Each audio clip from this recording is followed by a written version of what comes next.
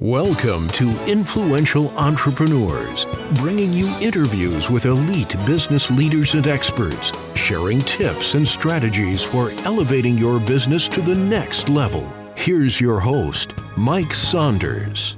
Hello and welcome to this episode of Influential Entrepreneurs. This is Mike Saunders, the Authority Positioning Coach. Today we have with us Charles Walt Wilson, who's the founder of Private Pension by Design. Walt, welcome to the program. Mike, thank you. Hey, you're welcome. I'm looking forward to learning from you because pension, we've heard of that term from years and years ago, but hey, a private pension and then by design. So I'm excited to learn about what you do. Give us a little bit of background on yourself and your entrepreneurial journey to this point in your career. A little bit about myself is I started in the financial service industry back in 1968. I worked in the banking corporation. I worked in mortgage and I worked in insurance part. My goal for Private Pension by Design is right in the name because I feel it's important for my clients and people to have control over their retirement funds and how they're distributed in their retirement years. And by building your own private pension, you take control of the decision making and you can set the standard for how much you want to take out for your retirement funds. We are here to service our clients. We've serviced many of our clients over this long period of time. Not only have we helped them obtain this plan, but we are with them through this whole term or time of accumulation and distribution. Really enjoy what I do. I get excited to talk to people. I'm really excited about helping younger people, maybe 40 to 55 years old, and build their safety and security in their retirement and something they can depend on, something they can know that will be there when they are ready to retire. Yeah. And, part of the building aspect and knowing that funds are going to be there when you want to retire is making sure there's as little holes in the bucket, as they say, as possible. So talk a little bit about how taxes impact your saving for retirement, because it kind of reminds me of when you see on Shark Tank, we did $1 million in revenue last year and people get excited about that, but then you find out you did 1.2 million in expenses. So it really doesn't matter. So having those taxes coming out of that bucket is a big impact to retirement, right? You are correct, Mike. Probably the largest deficit to a retirement plan that's in a 401k, an IRA, SEP plan, something that's controlled by the government, is that your taxation is delayed. In other words, when you're making the contributions, you're not paying taxes on that money. But the key is when you go out in the future, we have no idea what future taxes are going to be, whether they're going to be up or going to be down. So I look at indicators today. Looking at indicators today, we have a tremendous amount of debt. We have less people in the workforce today. We have less revenues because of those things and less people employed that the government can get their FICO or their interest off of, their payments off of. So taxes thrown away out in the future is going to be a detriment because your taxes could be quite a bit more. Yeah. There's a saying that today your dollar is going to be worth more than it's going to be in the future. And that's because of several things. Of course, taxes being one of them. It's just key. I'd rather pay taxes on today what I know than in the future what I don't know. And especially with where we're heading as far as deficit spending and huge liabilities on different types of Medicare, Social Security, Medicaid. Everybody wants to go to US dot clock. They can see how much we're spending out. Well, you make an interesting point about deficit spending. And I heard at a seminar last week a comment about this. And nobody knows, when are taxes going to go up and how much nobody knows that. But if we look at the deficit in the trillions of dollars, how are we going to close that gap?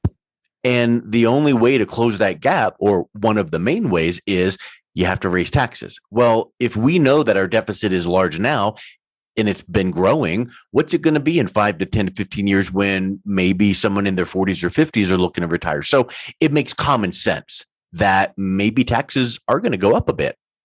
I've been, like I say, in this business over 50 years, and I've gone through a lot of increases and decreases, and this is the highest I've seen our debt structure, our country's debt structure, and the interest payment on that is not keeping up, or is very close, not being kept up with the revenues. In other words, they're almost break even, and that's not good. And so government, you're right, Mike, government has to start figuring out ways to get tax revenues. I don't know what that looks like. They're in control of the 401ks and the IRAs. They can do whatever they want. Government rules and regulations are scary to me.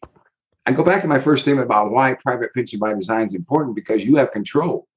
If you can do something with the money today on a tax-free basis or a tax-less basis. Yeah, tax preferred, or because I think that one thing people need to realize is there's no one solution. Walt Wilson does not have the one solution to everyone, and there's no way to eliminate taxes. So we know that, but can you insulate your retirement assets, or can you mitigate your taxes? That's what you're looking to do, right?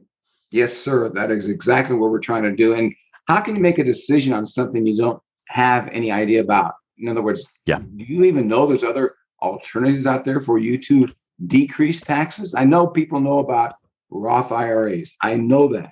But Roth IRAs are restricted to amount of wages that a couple makes or an individuals make, and government still rules on those. Yeah.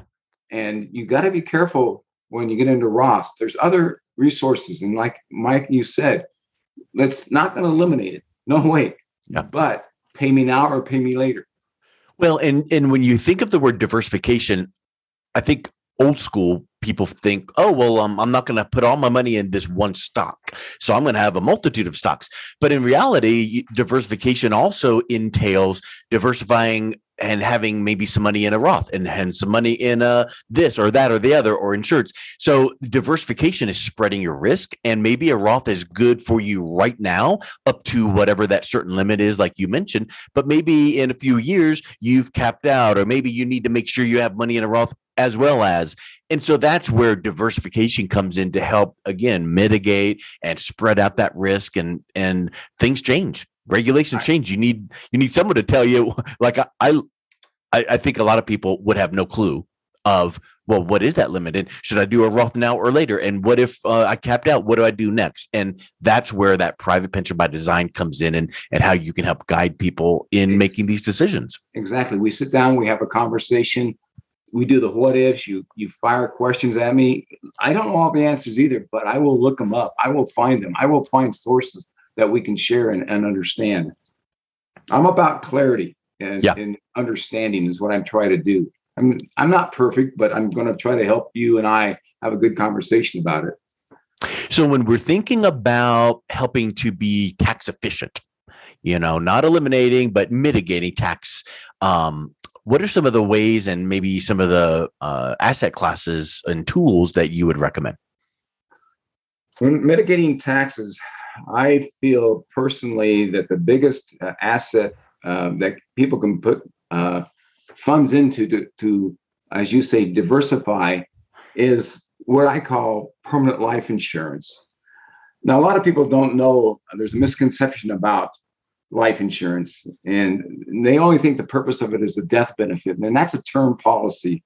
But there's types of permanent life insurance that can be used in living benefits like retirement income later on, or whatever you want.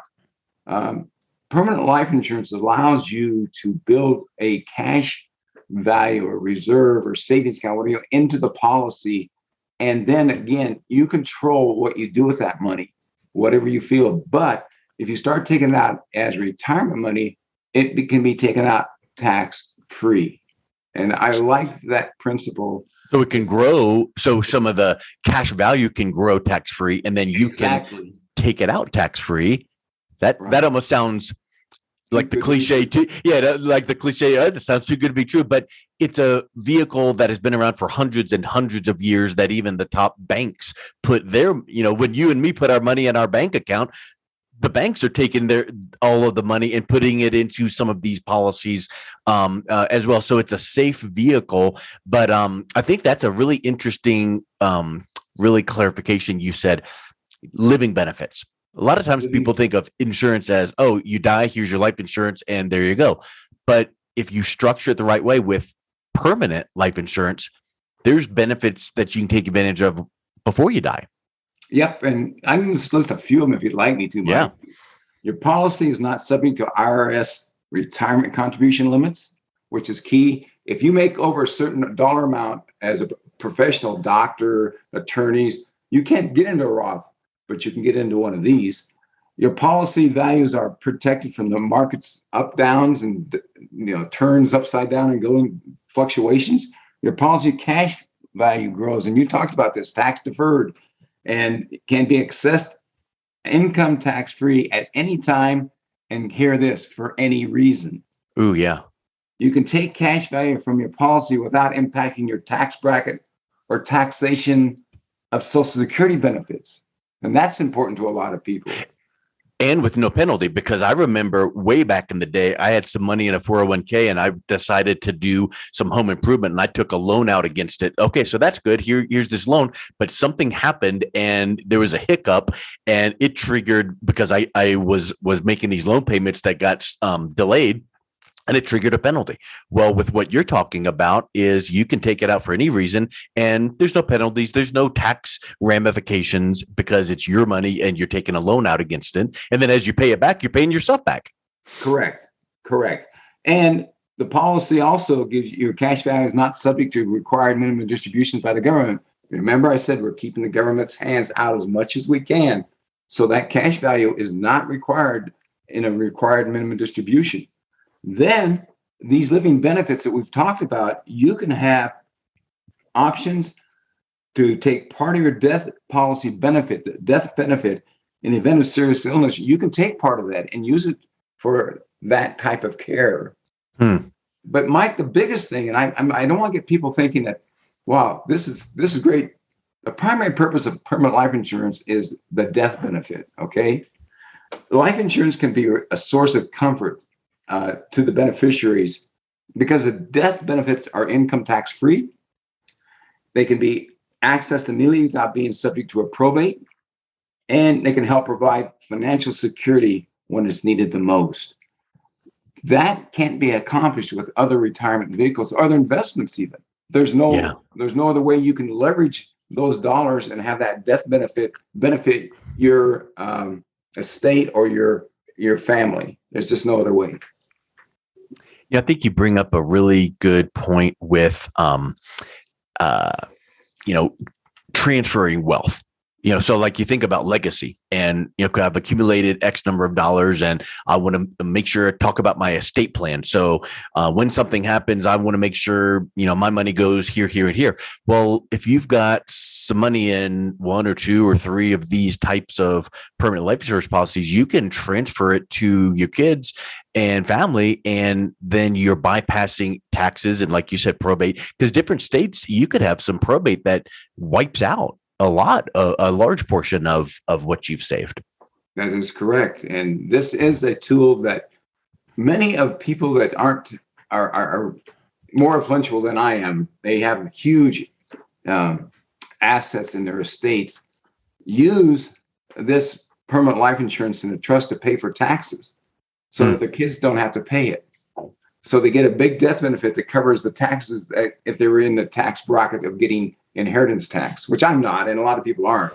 But they use that. That's how they squeeze down their tax money that's going to be owed later on, is having the right structure of a life insurance policy that covers their benefits. And these benefits now, and there's so many rules now changed in how you can take your 401k. The stretch IRA and the stretch is no longer available in the original tradition it was before. In other words, you can pass your IRA to an inherited spouse and they can take over the same basic things that you have. But passing it then to a child is going to trigger the possibility that you might have to have that child, if they're of age. Now, if they're not of age, it's different. If they're of age, they might have to taking money out of that IRA right when they're making the most amount of income in their own. So they're going to get taxed heavily on that. Yeah. And that's why a permanent life insurance doesn't do that.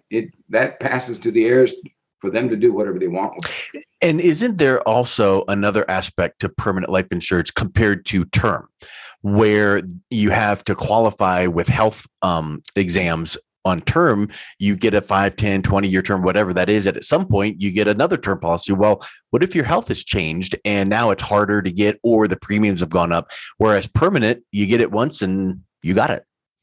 That is very true, very accurate. I've had clients experience this. They've not maybe followed some of the advice, and that's fine. It's their life. They can do what they want to do. And they've got a serious illness, so they're rated up. They go from a preferred maybe to a standard to a substandard, and those premiums are increased tremendously. Yeah.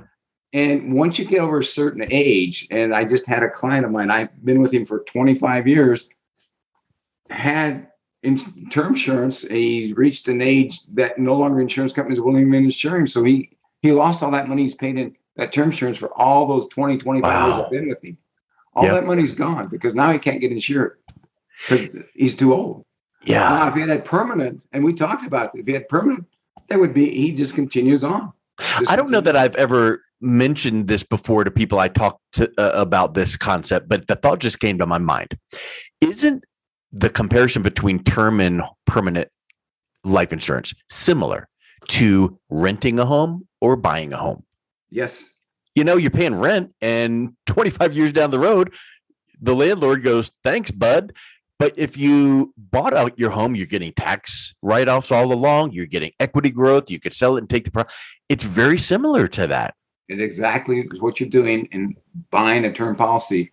And also what term policies are is you're buying the biggest amount of death benefit with the least amount of dollars today when you're younger. Yeah. But that reverses quickly as you get older, or if you have those health conditions you talked about. Then it becomes, oops, I can't get that dollar amount. I have to start reducing down the death benefit to afford the premium. And it gets difficult with permanent. It's set. You've got it for the rest of your life. As long as you continue making your premium payments, they won't cancel you, even if your health goes south. Yeah. Because there's nothing to trigger if your health goes south. Yeah, exactly. And also, can't you have more than one policy? Can't you set up one policy for this purpose and another permanent policy structured a little different way? I mean, there's many ways you can structure these. I know we don't have time to get into those details, but it's not just set me up with a permanent policy. There's all kinds of considerations. So you might find a business owner, entrepreneur that wants one for this purpose. And then they might even have 1 or 2 or 3 other policies that they're using in their estate plan for different purposes. And that's correct. If he's a small business owner or a small LLC or something's not a huge corporation, he might want to offer his people we call key man insurance, which is another permanent life insurance policy that gives the employer the ability to give a bonus to that employee and keep him happy, keep him loyal to the company. Also, it attracts other people. If you're in a market where there's a lot of competition for good quality people, you might offer them a key man insurance policy that's portable and they can go with them when they leave, and make them become part of your team. So it benefits the company while they're there, but then it becomes a bonus kind of value add to attract top talent to you. And then if they ever left, then there's a way to make it portable so they can take it. But it might even make them stay longer than typical, because they're like, wow, the salary over at the other place might be a little more, but man, they don't give me this key man insurance, which is a benefit to me. So that's a really unique way to think about permanent life insurance. Yeah, and when they look at their statement of that permanent life insurance and they've been there 5 to 10 years, and they're going to see a huge cash value in there, they're going to say, whoa, wow, that's nice. Yeah. Good bonus. Well, I mean, I think that the owner of that company would be setting up that key man policy for benefits of the corporation and the company and all that. What if a death did happen? So then there's those benefits, but then to the employee, they're looking at, it's kind of like when you travel for business and you use the corporate credit card, but yet you get the points. So you get to take a trip a year because you got some points. Well, that key man insurance can attract talent to you, keep talent with you, and then they're happy because while they're there, they're watching some cash value growing. Exactly correct, Mike. Interesting. Good analogy. I'm the analogy guy. My wife kind of gets me in trouble. It's like, I don't like analogies. It's like, well, they make sense to me. So maybe it's a guy thing. I don't know. You're right. Well, I think this is just super interesting because the whole point is people know the T word, taxes, and we know they're inevitable. And how do you get out of them? But maybe you can't get out of it, but you can lower them, mitigate them, and smooth it out with things like this permanent life insurance. So I would just ask you, Walt, what's the best way if someone's listening to this as maybe a business owner or even a VP at a corporation that says, this sounds interesting, I need to look at this type of strategy for my wealth planning. What's the best way they can reach out, learn more, and connect with you? Well, I have a site they can go to, of course, my website, but I like, it's simple if you put my name, waltwilson360.com. That takes you to where you got my contact information, where my phone number's at. You can text me. You can look at parts of my website on there. You can make an appointment with me. We'll do an appointment. I don't charge fees to talk to people. I'm interested in educating people. I'm interested in giving you other options. So it's not going to be pressure. It's going to be a simple conversation, and you can ask the questions you want to ask, and we'll try to give the answers for you so that you can make decisions. How can you make a decision if you don't know what's out there? Exactly.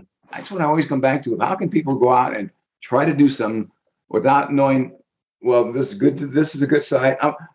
People go on Amazon and they start checking all the reviews and figuring out, the people didn't like this because they didn't do that and do that.